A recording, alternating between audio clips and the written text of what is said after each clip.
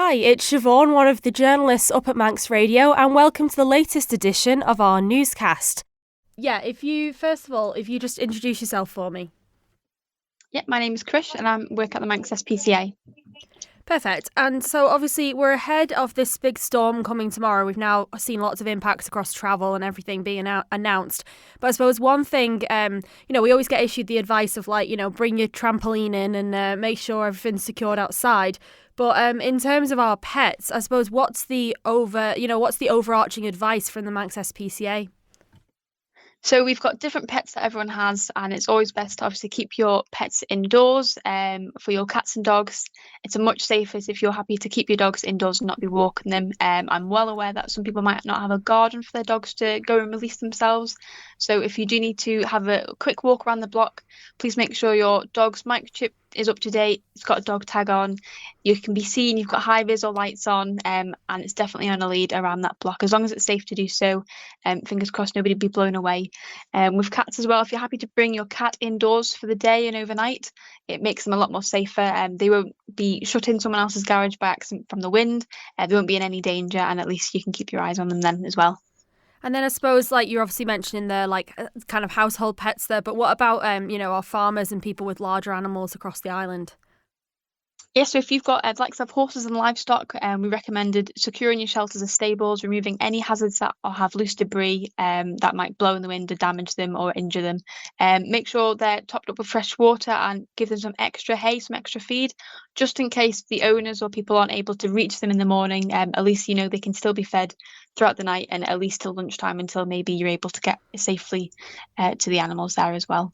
Perfect. And what about kind of smaller pets and I suppose birds and things like that? Yes, so if you've got any small pets, so your birds, your rabbits and guinea pigs, if you have got any of those outdoors, it's best to bring them inside. So it doesn't have to be inside your house if you have a garage, if you had a shed, as long as they're safe and secure in there, pop a blanket over them to make sure they're not too spooked out.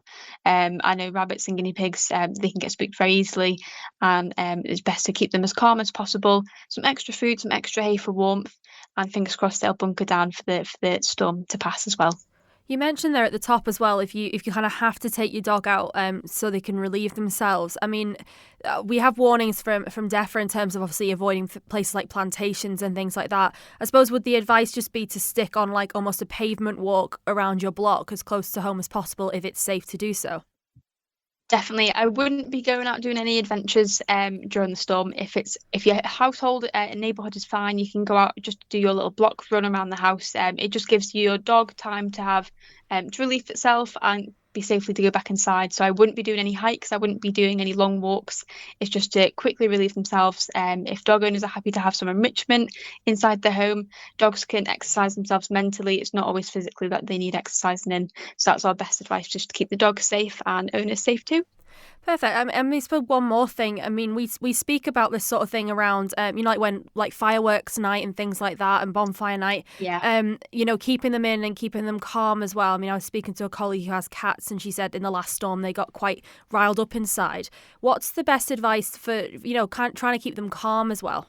So one of the things that cats are quite good at is licking is a form of de-stressing themselves. So if you have a licky mat or you've got a window you don't mind putting in any of the cat enrichment food on, some treats, so maybe it could be some of the squirt cream that cats get as well. You can pop that on the window and it helps them to relieve their stress. Also having a dark corner for them to go into. I wouldn't overly try to get cats up on your lap or give them cuddles. They're quite independent animals. They're quite confident themselves. If they're happy to be on their own under a table or in a little basket or under the bed, as long as they feel safe and secure, pop the radio on so the noise is a distraction for them. There's not too much light going on around, and hopefully they'll bunker down for the storm duration. Perfect. So the advice there from the MSPCA is listen to Manx Radio. Is that what I'm hearing? Yes, pretty much. Pop the Manx Radio on. We've got some good tunes, lots of advice, and keeps everyone updated on the roads. Oh, well, there you go. See, I'll use that as an advert for us there now. No, I'm joking. Thank you so much. That's perfect. I'll let you crack on because I know that it'll be busy there for you today, especially ahead of tomorrow. Thank you for making it to the end of the Manx Radio Newscast. You are obviously someone with exquisite taste. May I politely suggest you might want to subscribe to this and a wide range of Manx Radio podcasts at your favourite podcast provider, so our best bits will magically appear on your smartphone. Thank you.